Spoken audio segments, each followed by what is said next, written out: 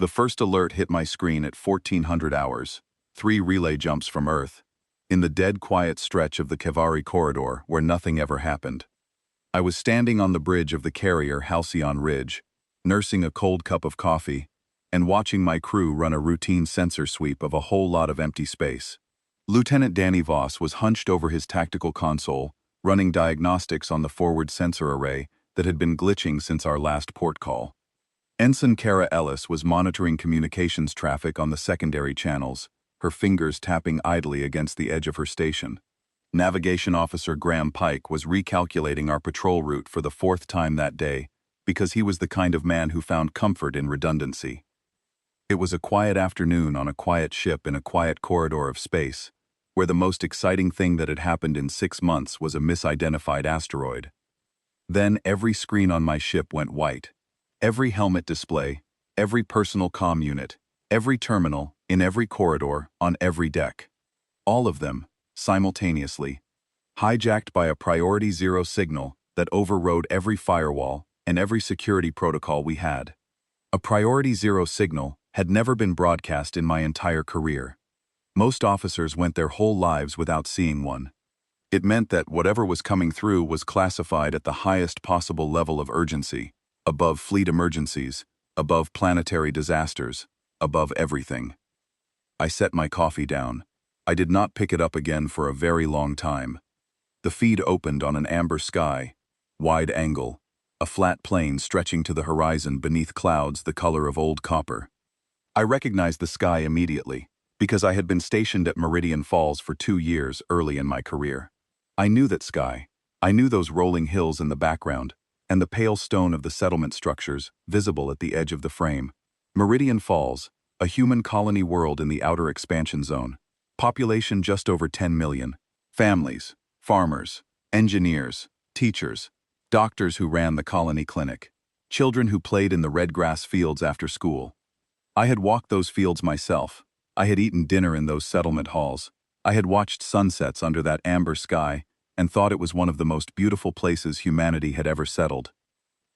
The plain was full of people. They were packed together in dense crowds that stretched further than the camera could capture, held in place by shimmering barrier fields that rippled faintly whenever someone pressed against them. I could see the faces in the front rows, terrified, confused. Some were crying. Some were holding their children above their heads, as if trying to find air in the crush. Others were pushing against the barriers with their hands and their shoulders, testing for weaknesses that did not exist. And moving through the crowd in organized lines, spaced at precise intervals, were tall, 6-limbed figures in dark, segmented armor. Vethrani soldiers, each one carrying a thermal lance, a close-range weapon that generated a focused beam of superheated plasma, originally designed for cutting through starship hull plating during boarding operations. They were not cutting through starship hulls. A voice spoke over the feed, calm, measured, translated into clean human standard by an automatic system that stripped away all emotion and left only the words. This is a message to the galactic community. The species known as humanity has expanded beyond its sanctioned boundaries without authorization from the Vethrani Dominion. This broadcast serves as both punishment and warning. Humanity is hereby ordered to withdraw to its home system within 1 standard cycle.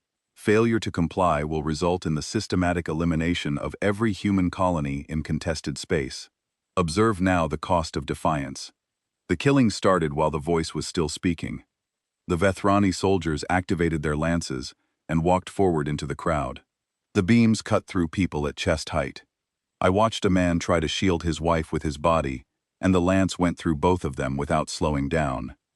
I watched a group of teenagers try to climb over each other to reach the barrier edge, and the soldiers simply angled their weapons upward and swept the beams across them. I watched a woman holding an infant drop to her knees and cover the child with her entire body, and a Vethrani soldier stepped over her, paused, looked down at her with those multifaceted eyes, and fired straight down.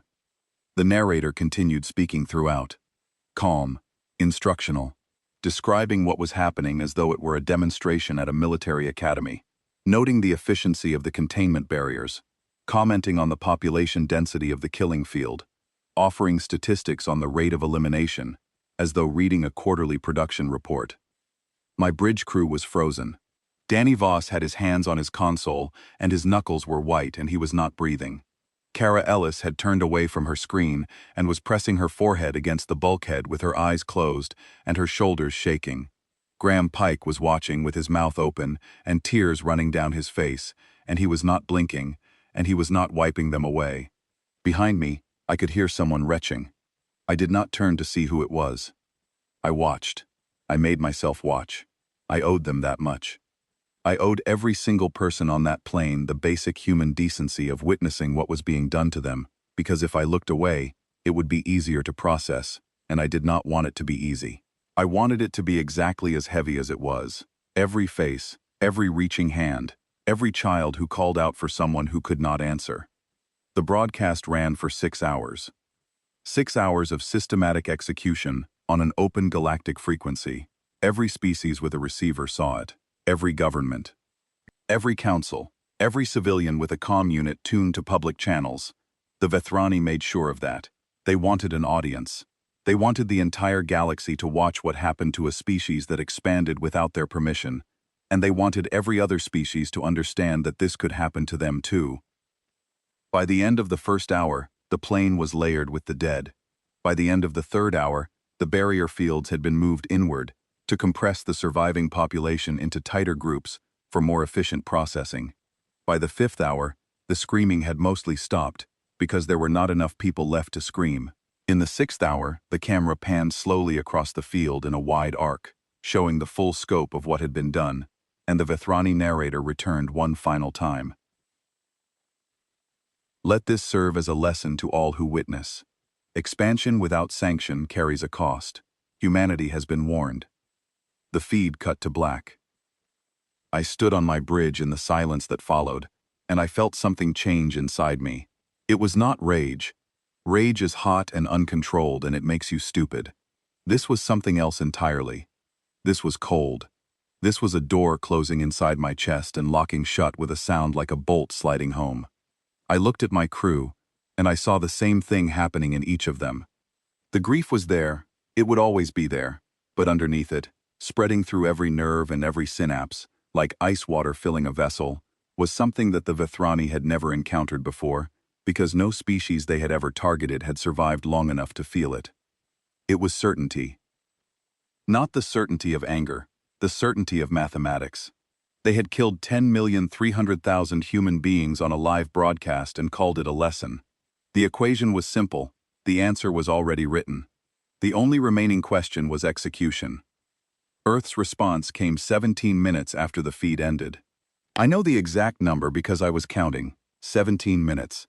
That was how long it took for the combined leadership of United Earth Command to receive the broadcast, process it, convene, vote, and transmit a reply to every human military asset in known space. 17 minutes for a decision that would reshape the galaxy. Some decisions do not require debate. Some decisions are already made the moment the question is asked. The transmission was 4 words long. It arrived on my command console, stamped with the authorization codes of every flag officer in the fleet, countersigned by the civilian government, and encrypted with wartime keys that I had never seen activated outside of a drill. Extinction Directive Alpha, confirmed. I read it twice, not because I did not understand it. I read it twice because I wanted to feel the weight of it. I wanted to make sure that when I opened my mouth and gave the orders that would follow, I understood completely and without reservation what I was setting in motion. The Extinction Directive was buried in our doctrine manuals under 7 classification levels. Every officer above the rank of lieutenant commander knew it existed. None of us believed it would ever be activated. It was the final contingency, the last page of the last chapter of the book that no one ever wanted to open. Total species erasure. No terms offered. No ceasefire window, no prisoners accepted, no negotiation, no mercy. From the moment those 4 words were transmitted, the Vethrani were no longer an enemy to be defeated. They were a species to be erased from the galaxy, as though they had never existed. I opened fleet-wide comms. My voice was steady. I did not recognize it as my own, but it was steady, and that was what mattered. All ships, this is Commander Nathan Cross, aboard Halcyon Ridge. Extinction Directive Alpha has been confirmed by United Earth Command. I am assuming tactical coordination for all assets in the Savari corridor. All vessels are to cease current operations and form up on my position. Weapons systems to full combat readiness. Navigation. Plot jump coordinates for Carthage Station. We are going to war. I closed the channel. Danny Voss had straightened up from his console, and his face was carved from stone, and his hands were steady now. Kara Ellis had turned back to her screen, and her eyes were dry and hard. Graham Pike had wiped his face and was already entering navigation data with the quiet efficiency of a man who had found his purpose. No one spoke. No one needed to. We had all watched the same broadcast. We had all seen the same children reaching for parents who could not protect them. We had all heard the same calm narrator, explaining that our species had been punished for the crime of existing too loudly. Now, we were going to explain to the Vethrani what humanity did when someone crossed the line that should never have been crossed. The jump to Carthage Station took 11 hours. I did not sleep for any of them. I spent the transit time pulling every piece of intelligence we had on the Vethrani Dominion and spreading it across my command table until the holographic display looked like a constellation of threat assessments and fleet dispositions and planetary defense schematics. I cross-referenced their fleet deployments with their supply chain dependencies. I mapped their communication relay network and identified the nodes whose destruction would fragment their ability to coordinate across multiple systems. I studied the orbital defense architectures of each colony world, looking for patterns, weaknesses, blind spots that their engineers had accepted as tolerable risks during peacetime. By the time we dropped out of jump space and the massive rotating bulk of Carthage Station filled our forward screens, I had memorized the location of every Vethrani world, the composition of every Vethrani battle group, and the name of every Vethrani colonial governor who had authority over military assets. There were 12 colony worlds plus the homeworld of Vethra Prime, 13 targets, 34 billion Vethrani spread across all of them. I looked at that number, and I did not flinch. I kept seeing a little girl on Meridian Falls, reaching up with both hands toward a mother who was already falling, and I did not flinch. Carthage Station was already transformed when we docked. I had been stationed here twice before, and both times, it had the relaxed atmosphere of a deep space logistics hub, technicians playing cards in the mess halls, and cargo drones humming through wide corridors at a leisurely pace. Now it was a hive. Every docking berth was full. Ships were arriving from every sector, military and civilian alike, forming up in holding patterns that stretched out from the station like the spokes of a wheel. The corridors were packed with personnel moving at speed, carrying equipment, shouting orders, loading munitions onto transport carts that rattled across the deck plates in an endless stream.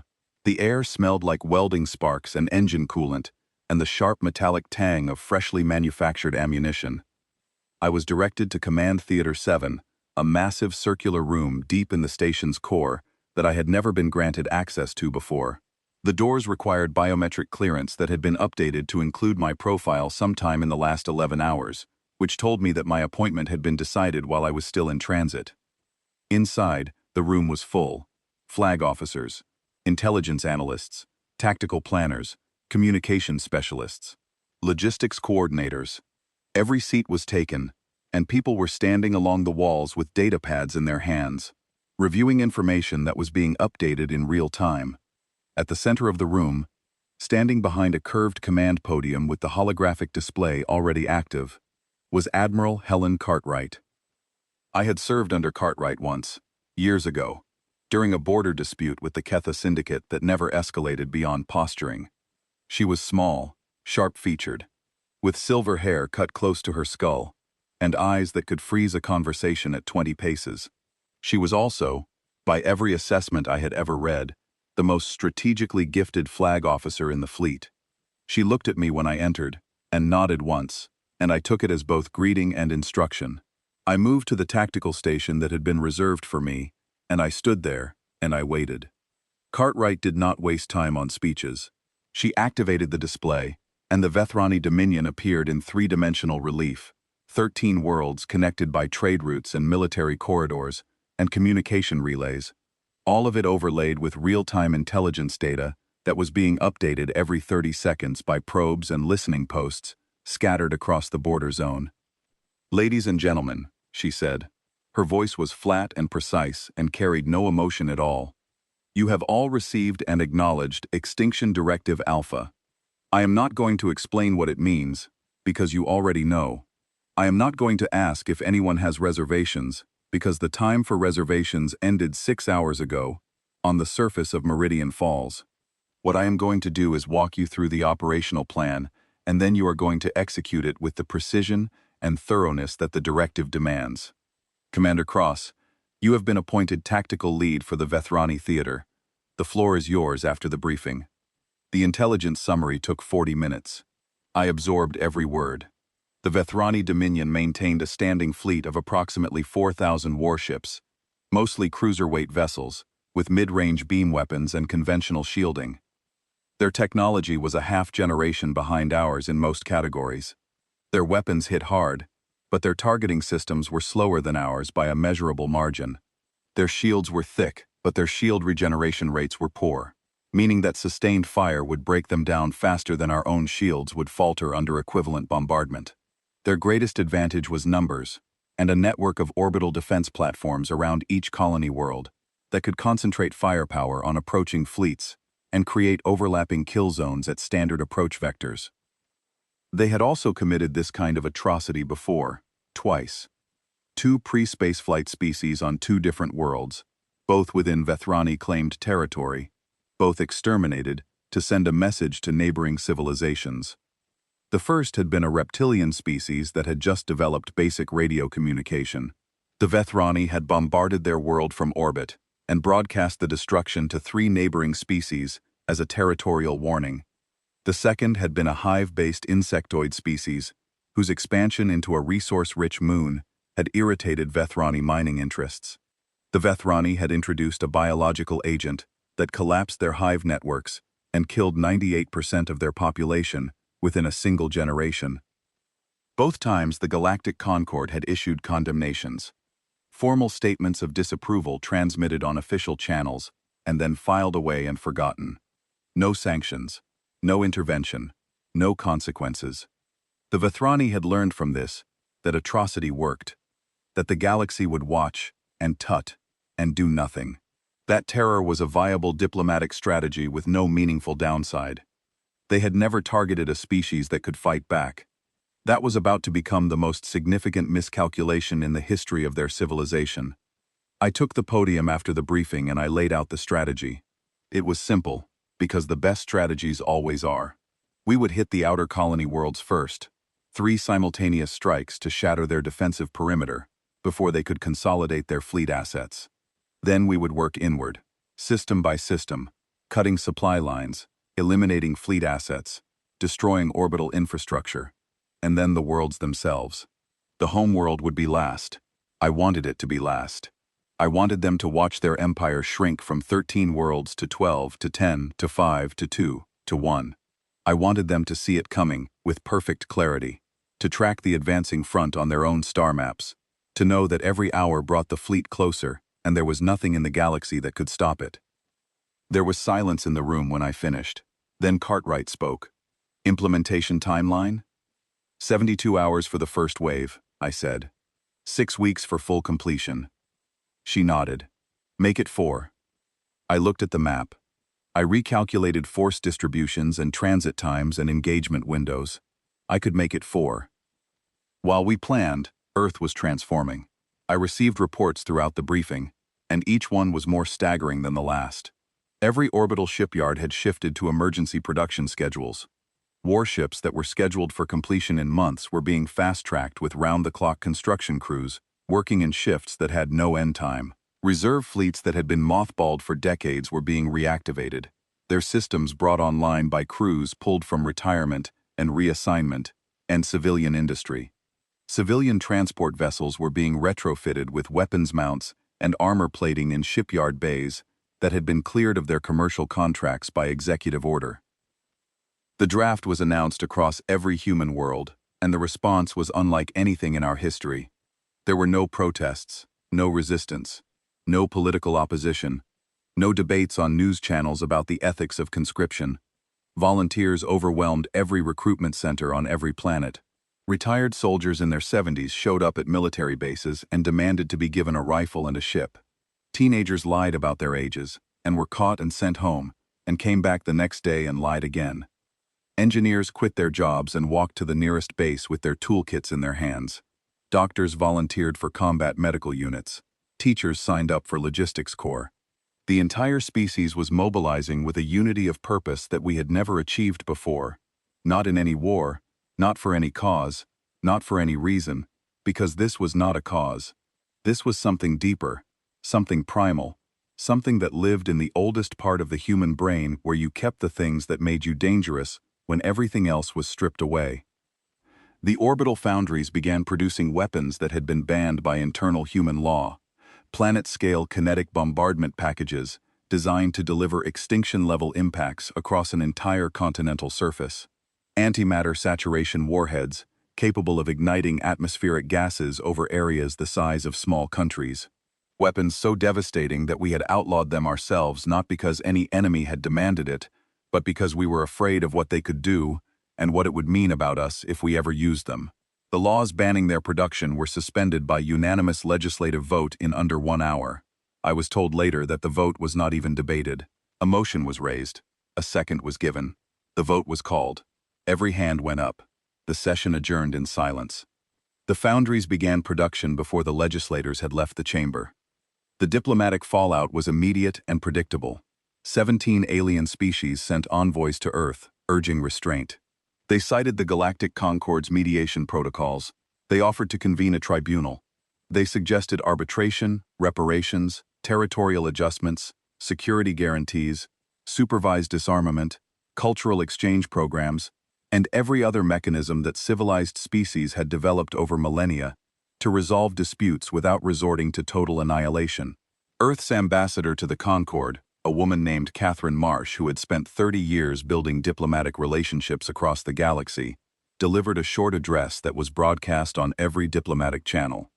She said, "Humanity is withdrawing from the Galactic Concord, effective immediately. We do not recognize its authority over this matter.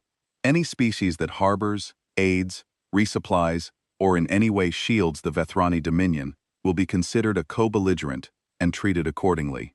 This is not a war. Wars end with treaties. This is a sentence. It will end when it is carried out in full. That is all." The alien envoys left in silence. Several of them were visibly shaking, not because of what Marsh had said, but because of how she had said it. There was no anger in her voice, no grief, no theatrics, no wavering. She could have been reading a weather report. The galaxy was learning something about humans in that moment that it had never had reason to learn before. When we were truly committed to something, when we had crossed into the territory beyond anger and beyond grief, and into the cold, clear space where decisions became permanent, we did not shout, we did not threaten, we went quiet. And when humans went quiet, the universe should pay very close attention. The fleet launched from Carthage Station on my order at 0600 on the third day after Meridian Falls, 1,200 warships in the first wave. 3 more waves behind them, staging at intervals, ready to reinforce or redirect as the campaign unfolded. I stood on the bridge of the Halcyon Ridge and watched the formation take shape on my tactical display. 1,200 points of light moving in perfect coordination toward the first 3 targets. Behind them, the second wave was already forming. Behind that, the third. I opened my personal log and recorded a single entry. It is the 3rd day since Meridian Falls. The fleet is underway. I do not know if what we are about to do is right. I know that it is necessary. I know that 10 million of our people were slaughtered on a live broadcast as a lesson to the galaxy. And I know that by the time this campaign is over, the galaxy will have learned a very different lesson, one that it will never forget.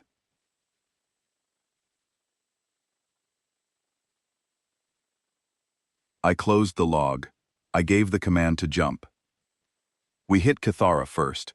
It was the outermost Vethrani colony, a dense industrial world of 2.1 billion inhabitants, orbiting a white dwarf star at the edge of their territory.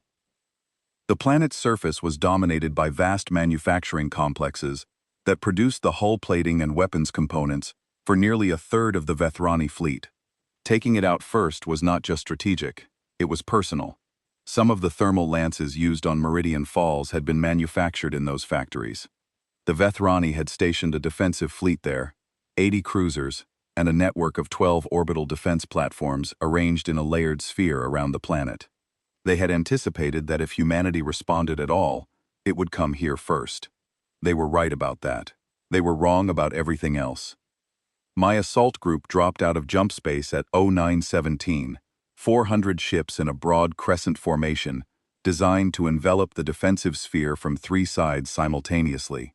The moment we emerged from jump space, I could see the Vethrani fleet on my tactical display, 80 icons arranged in a defensive pattern that their doctrine manuals probably called optimal. Their ships were angular, heavy-set vessels with beam arrays mounted along their dorsal ridges and shield generators clustered around their engine sections. They scrambled within seconds. I will give them credit for that. Their response time was fast, and their formation discipline was competent. 80 cruisers oriented toward our approach vectors and began charging weapons, their beam arrays glowing hot along their angular hulls. The orbital platforms locked targeting solutions and opened fire with concentrated beam volleys that lit up the darkness between us. It was not enough. It was not close to enough. Our rail accelerators fired first. Magnetically propelled tungsten slugs traveling at a significant fraction of light speed crossed the engagement zone in under a second and struck the first line of Vethrani cruisers before their crews had finished cycling their shields to combat frequency. I watched on my tactical display as the first 12 enemy ships simply came apart. No explosions, no dramatic fireballs. The slugs punched through their hulls with so much kinetic energy that the ships disintegrated into expanding clouds of debris that sparkled briefly in the white dwarf's light and then went dark. The remaining Vethrani cruisers returned fire. Their beam weapons were powerful, concentrated energy streams that could cut through conventional armor at medium range. 3 of my ships took direct hits in the opening exchange. Their shields flared brilliant white as the energy was absorbed and redistributed, and they held. Our antimatter torpedoes launched in staggered waves, 64 warheads per salvo, each one carrying enough destructive force to crack a small moon. The orbital platforms had point defense systems that intercepted roughly a third of the incoming fire, filling the space between us with bright flashes of premature detonation. The remaining 2/3 struck home. 4 platforms vanished in blinding white flashes that temporarily overwhelmed our optical sensors. Then 8 more, then the last 2. The Vethrani fleet fought hard, and they fought bravely, and it did not matter. Their beam weapons scored hits on our cruisers and destroyers, and I lost 6 ships in the first engagement, 412 crew members, whose names I would read later and memorize and carry with me. 412 people who had volunteered to be here, who had watched the same broadcast I had watched, who had felt the same cold clarity settle into their bones, and who had given their lives to make sure the equation was balanced. But our technology was superior, and our numbers were overwhelming, and within 40 minutes every Vethrani warship in the Cathara system was debris. I turned my attention to the planet below. There was no invasion, no ground assault, no occupation force. The Extinction Directive did not include provisions for any of those things, because those things implied an afterward, a period of administration and governance and rebuilding. There would be no afterward. I gave the order for kinetic bombardment, and my battery commanders acknowledged, and the weapons bays opened along the ventral hulls of 60 warships, and the bombardment packages began to fall. I watched the targeting coordinates cycle on my screen. Each one represented a population center, a city, a manufacturing district, a residential zone, a place where Vethrani civilians lived and worked and raised their young. I watched the acknowledgement pings come back from each battery commander, one after another, a steady rhythm of confirmations that sounded like a metronome, counting down to something that could not be uncounted. The first impacts were visible from orbit, bright points of light blooming on the planet's surface, like flowers opening in time-lapse, spreading outward in concentric rings of destruction that merged with the next bloom and the next, until the surface was a patchwork of overlapping firestorms. I watched it with the same cold clarity that had settled into me on the bridge of the Halcyon Ridge when the Meridian Falls broadcast ended. I felt nothing except the arithmetic. They killed 10,300,000 of ours. We would kill every single one of theirs. That was the equation. That was the only equation that mattered now. Cathara was silent within hours. Population 0. Simultaneously, 2 other assault groups struck the colonies of Dreth Vos and Ulari. I received their reports in real time through the Fleet Command Network. Captain Owen Harris led the Dreth Vos assault with 300 ships and reported complete neutralization of the orbital defenses within 30 minutes. The Vethrani garrison fleet there had attempted to break through Harris's formation and flee toward the inner systems, presumably to reinforce the homeworld. Harris had anticipated this and positioned a blocking force along the only viable jump corridor. The fleeing ships were intercepted and destroyed. The colony was bombarded and eliminated within 4 hours. Commander Patricia Keene took Ulari with 250 ships and encountered heavier resistance from a Vethrani battle group that attempted a flanking maneuver through the system's asteroid belt. It was a clever tactic, using the dense asteroid field to mask their approach vectors and emerge behind Keene's formation, where the ships were thinner. Keene lost 11 ships in the ambush before her rear guard could reorient and engage.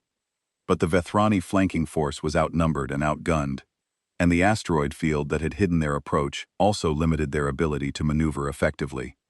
Keene destroyed them methodically, ship by ship, and completed the bombardment of Ulari by 1600 hours. 3 worlds gone in 48 hours. 6.4 billion Vethrani dead. The campaign had begun. The Vethrani High Dominion sent its first communication on the 2nd day. It arrived on open channels, addressed to United Earth Command, and it demanded an immediate ceasefire. The message was long and detailed, and it offered reparations for the Meridian Falls massacre. It offered territorial concessions amounting to nearly a quarter of their claimed space. It offered to surrender the military commanders responsible for the attack, for trial and punishment under human jurisdiction. It offered to pay financial compensation to the families of every person killed on Meridian Falls. Earth left the channel open. No one spoke into it. The message sat in the communications log, acknowledged by the system, answered by no one. I read it once and moved on to the next set of assault coordinates. Worlds 4 and 5 fell on day 6. Soren and Vekthari, both smaller colonies with lighter defenses, both eliminated in coordinated strikes that lasted less than a day each. The Vethrani fleets stationed at these worlds fought with increasing desperation, throwing their ships into our formations in what amounted to ramming attacks when their weapons could not penetrate our shields. Their cruisers accelerated to maximum thrust and aimed directly at our capital ships, trying to use their own mass as a weapon when everything else had failed. I respected their courage. I destroyed them anyway. World 6 was Pelax, a water world with a population of 3.7 billion, spread across enormous floating cities that covered the planet's shallow turquoise oceans. The Vethrani here had converted their civilian infrastructure into a defensive network, linking the floating cities together with energy barriers and weapons platforms salvaged from cargo vessels and mining equipment. It was creative, and it was desperate, and it showed an ingenuity that I might have admired under different circumstances. The barrier network delayed our bombardment by approximately 9 hours as my weapons officers worked to find the frequency gaps in the energy web. Then the barriers failed in cascading sequence, one after another like dominoes falling across the ocean, and the cities burned on the water and the oceans boiled beneath them. World 7, Irenthi. World 8, Drosak. Each one fell faster than the last because the Vethrani fleet was dwindling with every engagement. They had started with 4,000 warships, and by the time Drosak fell, they had lost more than 3,000 of them. Their remaining forces were pulling back, consolidating around the inner worlds and the homeworld, trying to form a defensive core that could withstand what was coming. It could not. Nothing could. After Drosak, I stood on my bridge during a brief lull in operations while my fleet resupplied from mobile logistics vessels. A junior officer named Lucy Brennan approached me. She was young, maybe 24, and she had been with my crew for less than a year. She had been assigned to the Halcyon Ridge straight out of the academy, and the Vethrani campaign was her first operational deployment. She had performed flawlessly throughout. Her targeting calculations were precise, her discipline was exemplary, and she had not hesitated once when orders came through. She stood in front of me, and she did not speak for several seconds. And I waited, because I could see the question forming behind her eyes, and I knew what it would be. "Commander," she said quietly, "is what we are doing right?" I looked at her. She had dark circles under her eyes, and her uniform was wrinkled because she had not changed it in 3 days, and her hands were clasped behind her back, but I could see the tension in her shoulders and the slight tremor in her lower lip that she was working very hard to control. She was not questioning orders. She was not expressing insubordination. She was a human being asking another human being to help her carry the weight of what she was participating in. I said, "They broadcast our children burning alive and called it a lesson. They did it on every open channel so the entire galaxy could watch. They narrated over the screaming in calm voices for 6 straight hours and explained that this was the price of existing without their permission. This is the lesson back. Every species in this galaxy is watching right now, just like they watched Meridian Falls. And when this is over, none of them will ever do what the Vethrani did. Not to us. Not to anyone. Because they will know the cost." Brennan looked at me for a moment longer, then she nodded once. She returned to her station. She did not ask again. Worlds 9 and 10 fell in the 3rd week. World 9, a colony called Vethis Minor, offered minimal resistance. Their garrison fleet consisted of 12 aging patrol ships that had been reassigned from escort duty and retrofitted with whatever weapons the colony engineers could bolt onto their hulls. When our fleet appeared on their sensors, 8 of the 12 ships powered down their engines and drifted in place, their crews unwilling to mount a defense they knew was pointless. The remaining 4 made a brief, futile run at our forward line before being destroyed in seconds. The orbital infrastructure was a handful of civilian communications satellites that we cleared in a single volley. World 10, Charak, fought slightly harder. Their governor had ordered the civilian population into underground shelters, deep tunnel networks originally built for mining operations, hoping that the depth of the rock would provide some protection against orbital bombardment. It did not. Our kinetic packages were designed to penetrate hardened targets. The shelters delayed the outcome by hours, not days. I received the final status report from Captain Harris at 2200. Surface neutralized. Subsurface neutralized. No surviving population detected. At both worlds, civilian populations had broadcast surrender signals on every frequency in every language they could access.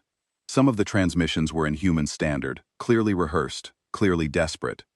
Formal offers of unconditional capitulation, delivered by Vethrani officials who had studied human diplomatic protocols and were following them precisely, hoping that adherence to our own rules would earn them the protection that those rules were designed to provide. I logged every surrender. The Extinction Directive had no provision for accepting them. I gave the orders each time, and each time my voice was steady, and each time I felt the weight increase, by a measure that I could not quantify but could not ignore.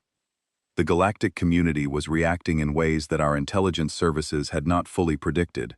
Several species had begun withdrawing their embassies from human space entirely, recalling their diplomats and closing their consulates and severing the communication links that had taken decades to establish. 2 species had cut all commercial ties, absorbing massive economic losses, rather than maintaining any association with a civilization that was systematically erasing another. The Ketha Syndicate had pulled its entire fleet back to its core worlds and issued a formal declaration of strict neutrality that went far beyond diplomatic convention. But 2 other species, quietly and through back-channel communications that were heavily encrypted and carefully deniable, had sent messages offering logistical support, fuel depots along our transit corridors, repair facilities for damaged vessels, real-time intelligence on Vethrani force dispositions gathered by their own surveillance networks. They did not do this out of solidarity with humanity or sympathy for our losses. They did it because they wanted to be on the right side of whatever humanity was becoming. They were placing bets on the new galactic order and making sure that when the dust settled, they would be remembered as helpful. I accepted their support. I filed their names. Everything was useful now. By the end of the 3rd week, 10 of 12 Vethrani colony worlds had been eliminated. Their fleet had been reduced to fewer than 600 warships, all of them concentrated around the 2 remaining colonies in the homeworld. The Vethrani Dominion, which had ruled 12 worlds and terrorized its neighbors for centuries, was dying, and the galaxy watched. just as it had watched Meridian Falls. But this time the lesson was different. The galaxy was learning what happened when you slaughtered 10 million humans on camera and called it diplomacy. The answer was extinction, and we were not finished yet. The Galactic Concord convened an emergency session on day 23. 17 species co-signed a formal resolution demanding that humanity halt all military operations against the Vethrani Dominion immediately and submit to mediated arbitration under Concord Charter. The resolution cited 14 articles of interstellar law, 3 precedent cases from disputes between other species, and the fundamental principle of proportional response that underpinned the entire framework of galactic diplomacy. It was a carefully constructed legal document that represented the best collective effort of 17 civilizations to apply the rules to a situation that had already moved beyond them. Earth did not send a representative to the session. Earth did not acknowledge the resolution. Earth did not respond to the 17 diplomatic notes that followed, each one more urgent than the last, each one offering increasingly generous terms for mediation. The messages accumulated in the communications logs of United Earth Command, like letters sent to an address where no one lived anymore. They were read by intelligence analysts who extracted useful information about alien fleet movements and diplomatic alignments, and then they were filed and forgotten. I received a briefing on the Concord's resolution while I was aboard Carthage Station for a 36-hour resupply stop. Admiral Cartwright delivered it personally during a command meeting that lasted 12 minutes. "The Concorde wants us to stop," she said. She did not look up from her datapad. "Cross. Status on the remaining 2 colonies. Assault groups are formed, and jump coordinates are locked," I said. "Sorath is the heavier target. They have concentrated approximately 400 warships there in a defensive sphere supported by 32 orbital platforms. It is the strongest defensive position they have left outside of the homeworld itself.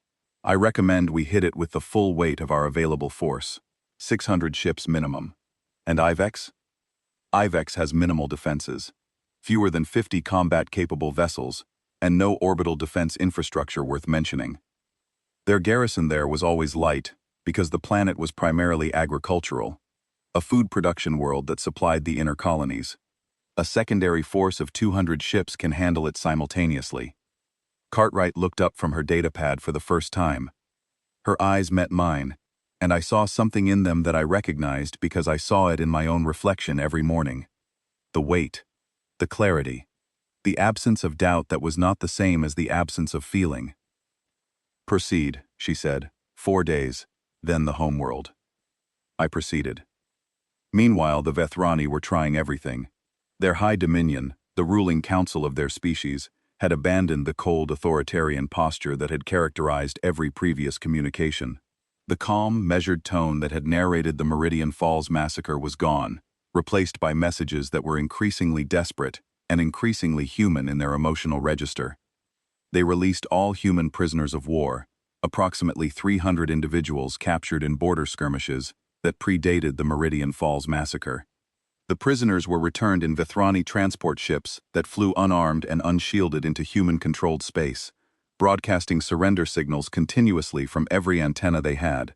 Our ships intercepted them, recovered the prisoners, provided them with medical care and food and blankets, and escorted the Vethrani transports back to the border without a word spoken on any channel. The Vethrani offered to dismantle their entire military, every warship scrapped, every weapons platform decommissioned, every military installation on every surviving world razed to the foundations. They offered to convert their civilization to a purely civilian footing and submit to permanent human oversight of their technology and their governance. They offered to surrender their leadership caste, every member of the High Dominion, every colonial governor, every military commander who had held rank during the Meridian Falls operation, for trial and punishment under human law. They offered territories, resources, technologies, trade concessions that would have enriched human commerce for generations. They offered to open their entire scientific archive to human researchers, millennia of discoveries and inventions, and theoretical frameworks that our own scientists would have spent decades developing independently. They offered cultural treasures, works of art and music and literature that represented the creative output of an 11,000-year civilization. They offered everything a dying species could offer in exchange for the chance to continue existing, and the desperation in each message was more naked than the last. Each message arrived at Earth's communication relays, and was cataloged and time-stamped and stored in a database that no one accessed for the purpose of composing a reply. The silence was the reply. It was the only reply that the extinction directive permitted. Somewhere in the halls of United Earth Command, I was told later, a junior analyst had printed out all 47 Vethrani communications and arranged them in chronological order on a conference table. She had read through them all, and she had wept, and then she had collected the papers and filed them and returned to her station and continued processing fleet logistics data. That was how humanity handled it. We felt it, we carried it, and we did not stop. I led the assault on Sorath personally. The Vethrani knew we were coming. They had pulled every surviving warship they could muster into a defensive sphere around the planet. 400 cruisers, arranged in layered concentric rings, with overlapping fields of fire, supported by 32 orbital defense platforms that had been upgraded with salvaged weapons from the wreckage of destroyed colonies. It was the most formidable defensive position I had encountered in the entire campaign. They had learned from our previous engagements. They had studied our tactics. They had repositioned their ships to minimize the effectiveness of our rail accelerator volleys by presenting narrow profiles and maintaining constant lateral movement. They had programmed their platforms to fire in coordinated bursts, designed to overwhelm our shield regeneration cycles, rather than trying to punch through our defenses with sustained beams. It was the best they could do. It was impressive, and it was not enough. My fleet dropped out of jump space at the edge of the system, and I took 45 minutes to study their formation before giving the order to advance. I identified 3 structural weaknesses in their defensive sphere: a gap in the lower hemisphere, where 2 cruiser groups were positioned slightly too far apart to provide mutual coverage, a concentration of platforms on the sunward side that left the shadow hemisphere with less than half the defensive density, and a command ship at the center of the formation that was broadcasting coordination signals to the entire fleet. Remove the command ship, and the coordinated defense would fragment into individual captains making individual decisions, which were always worse than unified strategy. I split my force into 3 groups. The first, 200 ships under Captain Harris, would make a direct frontal assault on the sunward hemisphere to fix the majority of their fleet in place. The second, 150 ships under Commander Keane, would swing wide around the system's gas giant and use its gravity well to mask their approach vector before hitting the gap in the lower hemisphere and driving upward through the formation. The third group, my group, 250 ships, including the Halcyon Ridge, would use the chaos created by both attacks to punch through the weakened shadow hemisphere and eliminate the command ship. The battle lasted 9 hours. It was the most intense combat I had ever experienced. The Vethrani fought with the ferocity of a species that knew it was dying and had nothing left to lose except the manner of its death. Their cruisers did not retreat when their shields failed. They accelerated into our formations and fired at point-blank range, accepting their own destruction in exchange for whatever damage they could inflict on our ships in their final moments. Their platform gunners maintained fire even as their platforms were breaking apart around them, pouring energy into our shields until the moment their reactors breached and consumed them in silent white flashes. I lost 47 ships at Sorath, over 6,000 human personnel killed.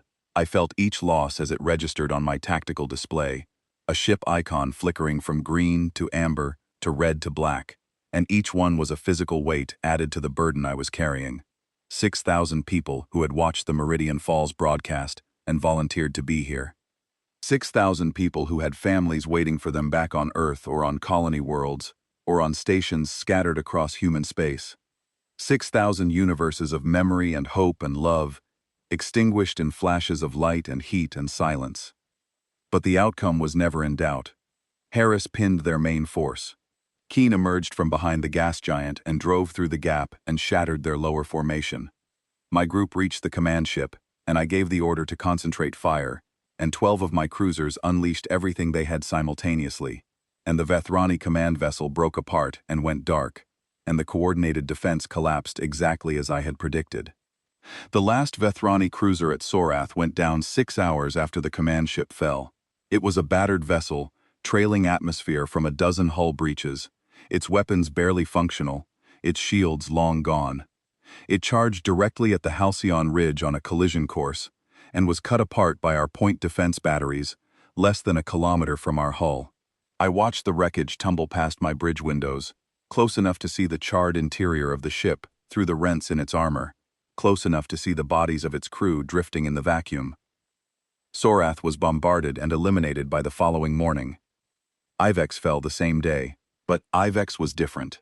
Ivex was the moment that would stay with me longer than any battle, longer than any bombardment, longer than the sound of a planet going silent.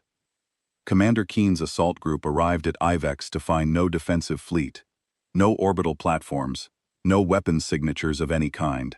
The 50 combat-capable vessels that intelligence had identified were sitting powered down in orbital parking positions with their weapon systems offline and their shields retracted and their running lights dark. The entire population of the planet, 1.8 billion Vethrani, had gathered in their cities and was broadcasting a continuous signal on every available frequency. The signal was a recording of the Meridian Falls massacre, the same broadcast that the Vethrani had transmitted to the galaxy 25 days earlier. It was playing on a loop, the same amber sky, the same crowds, the same thermal lances, the same calm narrator, and interspersed with the recording, spoken in halting, imperfect human standard by Vethrani voices that had clearly spent days learning the words phonetically, wrapping their alien vocal structures around syllables that were never designed for their anatomy, was a message. We see what we did. We see it. We understand now what we did to your people. Please stop. Please. We see what we did. Keen forwarded the transmission to me. I was still at Sorath, overseeing the final operations. I opened the file, and I listened to it on my personal comm unit in my quarters, with the door closed, and the lights off, and the hum of the ship's engines the only other sound. I listened to the Vethrani voices struggling with human words. I listened to them play our massacre back to us. I listened to them say please in a language that was not theirs, because they understood that we were not listening to anything spoken in their own tongue. I sat in the dark for a long time after the recording ended. My hand rested near the comms panel. I could call Admiral Cartwright. I could request a stay of execution for this one world.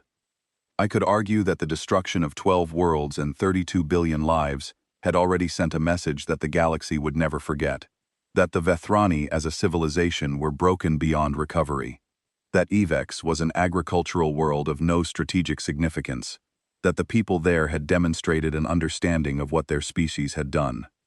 I could make the case. I could try. I sat there for 20 seconds. I counted them. 20 seconds where I looked at the comms panel and felt the weight of 1.8 billion lives balanced against the memory of 10,300,000 others. 20 seconds where a Vethrani voice in my earpiece said, "Please stop," in words it had taught itself to speak. Then I remembered the narrator, not the killing on Meridian Falls. The narrator, the calm, measured Vethrani voice that had spoken over the screaming for 6 hours straight, without pausing, without wavering, without any indication that the sounds of 10 million people dying caused the slightest disruption to the prepared script. That narrator had watched human children reach for their parents. That narrator had seen the terror in human eyes, the same terror I could now hear in Vethrani transmissions. And that narrator had not paused, had not hesitated, had not felt 20 seconds of doubt. That narrator had described the slaughter of 10 million human beings as a lesson delivered in an instructional tone, and when it was over, that narrator had signed off, and the broadcast had ended, and the Vethrani had expected the galaxy to nod and move on and be afraid. I opened comms. I contacted Keen. My voice did not shake. I made sure of that. "Commander," I said, "execute the directive." There was a pause. 3 heartbeats. Then Keen's voice came back, steady and quiet, and carrying the same weight that mine carried. "Understood, Commander. Executing." Avex was destroyed. I sat in my quarters for another hour after the confirmation came through. I did not move, I did not eat. I did not call anyone or log anything or review any reports.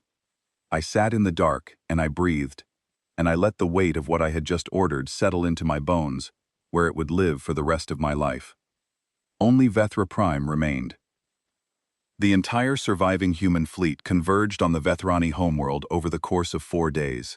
Ships arrived from every sector, every theater, every staging point, streaming in through jump space in a continuous flow that did not stop until more than 900 warships hung in formation around the system's outer boundary. It was the largest concentration of human military power ever assembled in a single location, a wall of metal and energy and purpose that stretched across the void like a net, closing around the last living heart of a dying empire.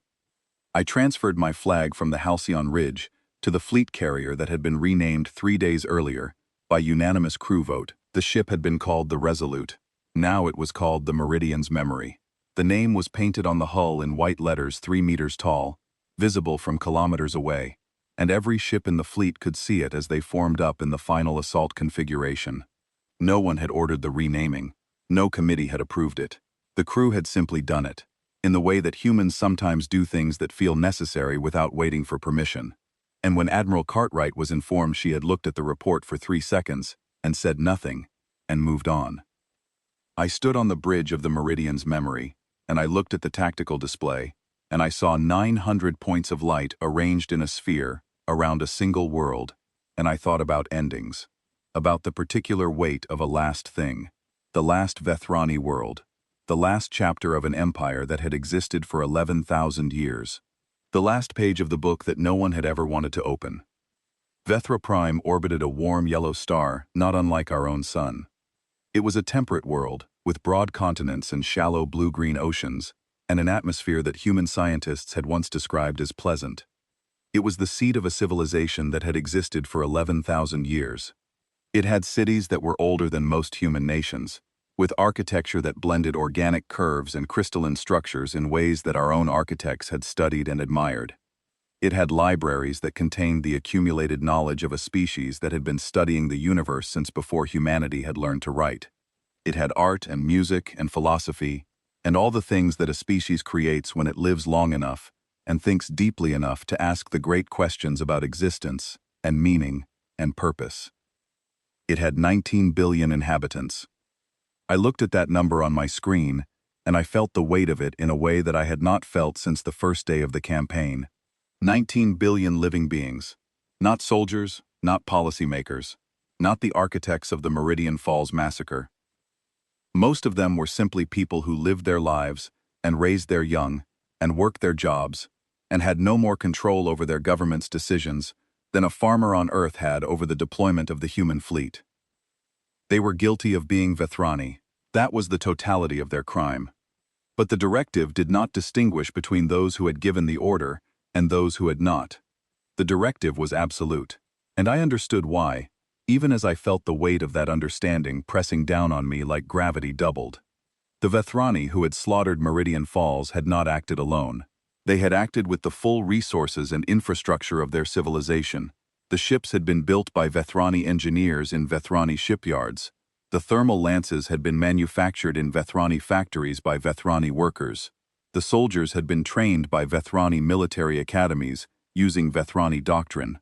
The order had been given by a government that ruled with the support of its people. The broadcast had been produced and transmitted by Vethrani media technicians, who had chosen the camera angles and adjusted the audio levels. The massacre was not the act of individuals. It was the act of a civilization, and the response was directed at the civilization. That was the logic. It was clean and cold and mathematically sound, and it did not make it easier to carry. The Vethrani homeworld had the most formidable defenses in their empire. 300 orbital platforms arranged in multiple overlapping layers, each one bristling with heavy beam arrays and missile batteries capable of engaging targets at extreme range. A planetary shield generator, the most powerful in their possession, that could project an energy barrier across a significant percentage of the planet's surface. Ground-based weapons installations embedded in mountain ranges and deep ocean trenches, hardened against orbital bombardment, capable of firing upward through the shield gaps at approaching ships. And the last remnants of the Vethrani fleet, fewer than 200 warships, holding position in a tight formation between the orbital platforms, their captains knowing that this was the final engagement, and there would be no retreat, and no reinforcement, and no rescue. I spent 2 days studying the defenses, before I gave the order to advance. I was thorough. I was patient. I wanted this to be done correctly, not quickly, correctly. There was a difference, and I owed it to both sides of the equation to observe it. The Vethrani High Dominion broadcast one final message during those 2 days. It was not addressed to humanity. It was transmitted on every open channel in the galaxy, directed at every species with the capacity to receive it. It was, in essence, a species-wide last testament, the final words of a civilization that knew it was about to end. The message was long, and I will not reproduce it in full because much of it was in the Vethrani formal ceremonial register, a mode of speech reserved for the most significant cultural moments, and the translation into human language lost much of its resonance. But the core of it was this. They acknowledged the massacre of Meridian Falls. They named it by the word in their language that meant the greatest crime a civilization could commit against another, a word that had only been used 3 times in their 11,000-year history. They named every member of the High Dominion who had voted for the operation. They named the military commanders who had planned it, the officers who had supervised it, the soldiers who had carried it out, and the media technicians who had broadcast it to the galaxy. And they said that the Vethrani people, all 19 billion of them, accepted responsibility for what had been done in their name. Not because every individual had supported it, but because they had lived in a civilization that was capable of doing it, and they had not prevented it, and that failure was collective, and the consequence would be collective too. They did not ask for mercy. They did not plead for intervention. They did not appeal to the Galactic Concord or any other body for rescue. They simply asked the galaxy to remember that the Vethrani had existed, that they had built cities of crystal and stone, that they had composed symphonies that used harmonic frequencies humans could not hear, that they had raised their young with care and taught them about the stars, that they had wondered about the meaning of consciousness and the nature of time and the question of whether the universe had a purpose. They asked the galaxy to remember that they had been alive and that they had mattered and that the universe would be diminished by their absence. It was the most dignified communication I had received from any source during the entire campaign. I read it in my quarters aboard the Meridian's memory, and I sat with it for a long time, and I thought about what it meant to erase 11,000 years of civilization from existence. I thought about the libraries, and the music, and the architecture, and the philosophy. I thought about the Vethrani children who would never grow up to compose those symphonies, or ask those questions, or build those cities. And then I thought about the children on Meridian Falls, the human children who would never grow up either, who would never go to school, or fall in love, or have children of their own, or wonder about the stars. Children who had reached for their parents in the last moments of their lives, while a calm voice narrated their deaths and called it a lesson. I closed the message. I returned to the bridge. Earth broadcast its own message in response, also on open channels. It was shorter than the Vethrani Testament. It said, "We remember Meridian Falls. We will always remember Meridian Falls. Let every species in this galaxy remember it too, and remember what followed. Humanity does not forgive the slaughter of its children. Not now, not ever. This is not cruelty. This is the price." The assault on Vethra Prime began at 0600 on day 31. I dismantled their orbital defenses layer by layer, with the patience of a man disassembling a clock. The outer ring of platforms fell in the first 2 hours, overwhelmed by concentrated rail accelerator fire from 300 ships firing in synchronized volleys that walked across the defensive perimeter in a methodical pattern, each volley targeting a specific platform, each platform destroyed before the fire shifted to the next. The Vethrani fleet charged out of their defensive positions and into our formation in a final desperate attack, and every single one of their remaining warships was destroyed in the engagement that followed. It lasted 4 hours, and it was savage, and my fleet took losses. 23 ships destroyed, but every Vethrani vessel that entered the combat zone was eliminated. Their captains fought to the last. Not one surrendered. Not one attempted to flee. I noted that in my log. Whatever else the Vethrani were, whatever crimes their civilization had committed, their final warriors were not cowards. The middle defensive layer fell by midday. The inner layer held out until late afternoon, the platforms there firing with a sustained intensity that suggested their gunners had decided to expend every joule of stored energy before the end. I lost another 9 ships before the last platform went dark and silent, and began its slow tumble into a decaying orbit. The planetary shield was the final barrier. It shimmered across the surface of Vethra Prime, like a soap bubble the size of a world, refracting the light of their sun into rainbow patterns that were hauntingly beautiful against the blackness of space. It was powered by generators buried kilometers underground, reinforced by redundant systems and backup power supplies, designed to withstand sustained orbital bombardment for an extended period. My weapons officers estimated it could hold for up to 72 hours under continuous conventional fire. I ordered a concentrated antimatter bombardment, focused on a single point on the shield surface, directly above the primary generator complex that our intelligence analysts had identified through seismic mapping. 600 ships oriented their weapons toward a single coordinate and fired simultaneously. The shield held for 40 minutes under that concentrated barrage, its surface rippling and distorting as it absorbed more energy than it had ever been designed to handle. Then the ripples became fractures, and the fractures spread outward in jagged lines, and the shield collapsed in a cascade of failing energy that lit up the planet's upper atmosphere in sheets of electric blue. The bombardment of Vethra Prime began at 1900 hours. I will not describe it in detail, because the details are not the point. The point is that it happened, that it was ordered and carried out and completed. Kinetic bombardment packages fell through the broken shield and struck the surface, and the cities that had stood for 11,000 years began to burn, continent by continent, region by region, city by city. I stood on the bridge of the Meridian's memory, and I watched the tactical display as the target coordinates cycled, and the acknowledgement pings came back from my battery commanders, and the surface of a living world was systematically reduced to something that could no longer support life. The communications channels from the surface were open throughout. I could hear them, not words, not pleas, just sound. Millions of voices compressed into a wash of frequency that had no language, just the raw signal of a species in its final hours, transmitted into space because transmission was all they had left. The sound grew quieter as the bombardment continued, city by city, region by region. The voices dropped away layer by layer, like instruments, leaving an orchestra one by one, until only the faintest notes remained, and then nothing. It took all night. By morning, Vethra Prime was silent. The atmosphere was choked with particulate debris that turned the planet's surface into a featureless gray shroud visible from orbit. The communication channels carried nothing but the empty hiss of dead air.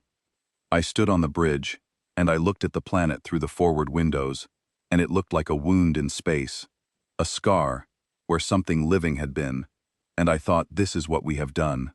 This is what I have done. The Vethrani were extinct. I transmitted the final status report to Admiral Cartwright at 0800. Mission complete. All 13 Vethrani worlds neutralized. No surviving Vethrani population detected on any target.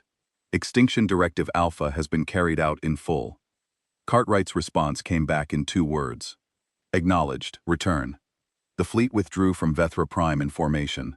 900 ships minus the 79 we had lost over the course of the 4-week campaign.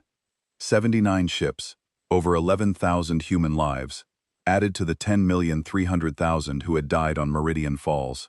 The cost of the equation, both sides of it written in names that someone somewhere would grieve for years to come, for decades, for the rest of their natural lives. The journey home took 3 weeks. The fleet traveled in convoy, a long procession of warships moving through jump space in a silence that felt different from the purposeful quiet of the outbound journey. On the way out, we had been focused, driven. Every crew member on every ship had been aimed at a single objective with a clarity of purpose that left no room for reflection. Now the objective was complete, and the silence was no longer the silence of concentration. It was the silence of people sitting with what they had done and trying to understand how to carry it. I spent most of the transit in my quarters. I did not attend the crew gatherings. I did not participate in the quiet conversations that people were having in corridors and mess halls as they tried to process what we had accomplished, and what it meant, and whether those two things could coexist peacefully inside a single mind. Some of the crew handled it with stoicism.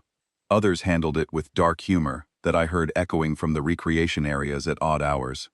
A few did not handle it at all and were referred to the fleet's counseling services, which were operating at capacity for the first time in the ship's history.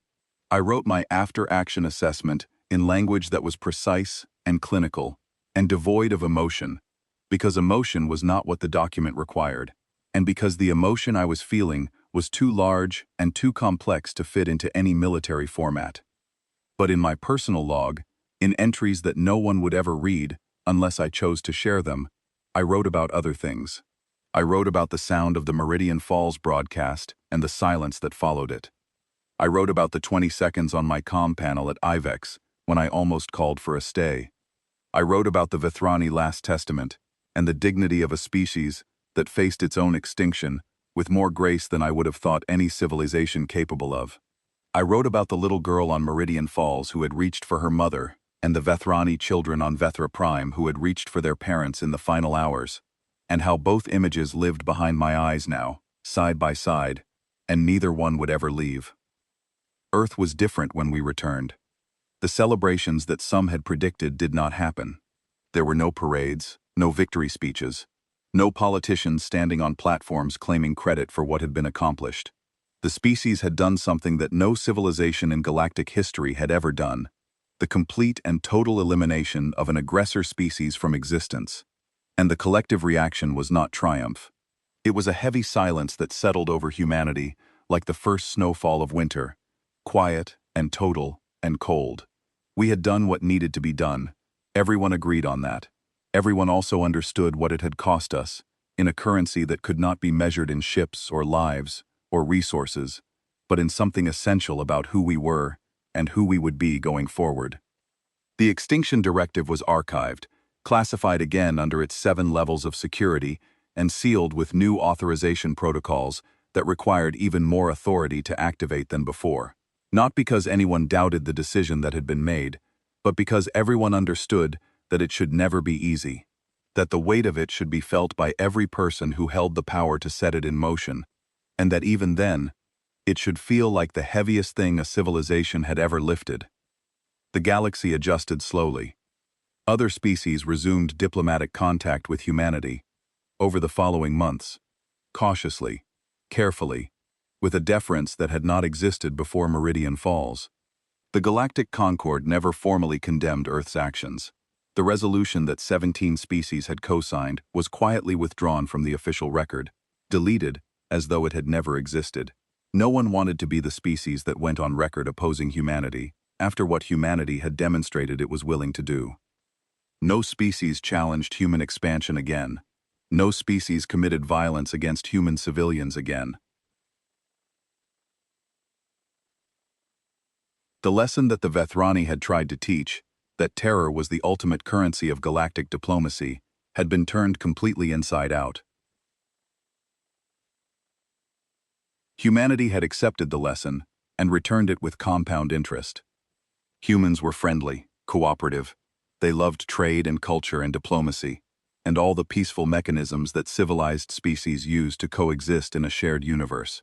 But underneath the friendliness, underneath the cooperation, underneath every diplomatic smile and every trade agreement and every cultural exchange, there was a line. And every species in the galaxy knew exactly where that line was drawn and exactly what would happen if anyone was foolish enough to cross it. The proof was written in orbital debris and scorched planetary surfaces and silent communication channels, and the empty coordinates on star maps where 13 worlds used to be. I visited the memorial 6 months after our return. It had been built on Earth, on a hillside overlooking the Pacific Ocean, and it was simple and devastating. A wall of black stone, polished to a mirror finish so that visitors could see their own reflections in the surface, alongside the names of the dead.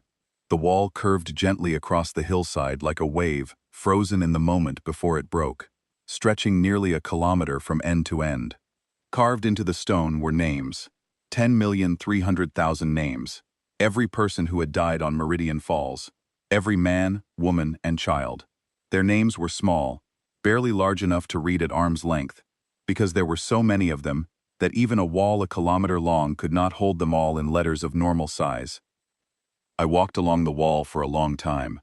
I did not read every name, because that would have taken days, but I stopped at random points, and I traced the letters with my fingertips, and I tried to imagine the lives behind them. A teacher who had moved to Meridian Falls because she loved the amber sky. A farmer who grew crops in the red grass fields. A child who liked to run and was fast for her age and had plans to try out for the colony's youth athletics team. An engineer who had built the settlement's water recycling system and was proud of how well it worked. A grandmother who told stories about Earth to grandchildren who had never been there. A teenager who was in love for the first time and thought the universe was infinite and full of possibility.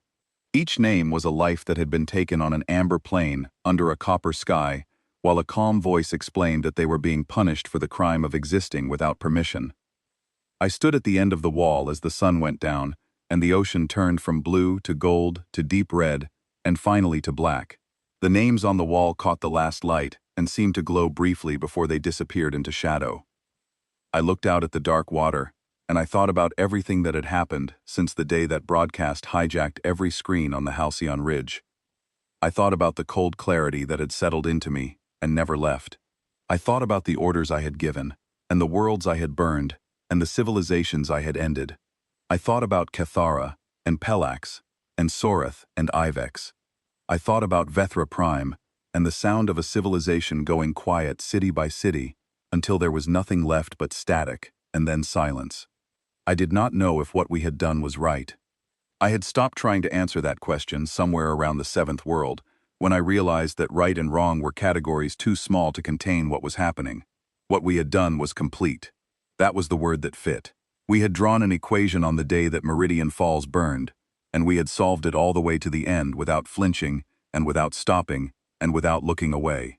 And the answer was written in fire across 13 worlds and 34 billion lives, and the empty space on every star chart where the Vethrani Dominion used to be. I knew one thing with absolute certainty standing there at that wall. No human child would ever be slaughtered on a broadcast again. No alien civilization would ever look at humanity and see a species that could be terrorized into compliance. No calm narrator would ever speak over the screaming of human families and call it a lesson in a calm instructional voice. That door was closed forever. We had closed it with the most terrible key imaginable, and it would never open again. And I knew one more thing. I would carry this for the rest of my life. Every order, every world, every 20-second hesitation that ended with me giving the command anyway. Every transmission I did not answer. Every silence that served as my reply to a species begging for its survival. It was all inside me now, woven into the fabric of who I was, and it would never come out. I would wake in the night and see the surface of Vethra Prime burning beneath debris clouds. I would hear the Ivex transmission, those Vethrani voices struggling with human words, saying please stop in a language they had taught themselves to speak, because their own language was not being heard. And I would remember that I had listened, and I had understood, and I had given the order anyway. That was the price.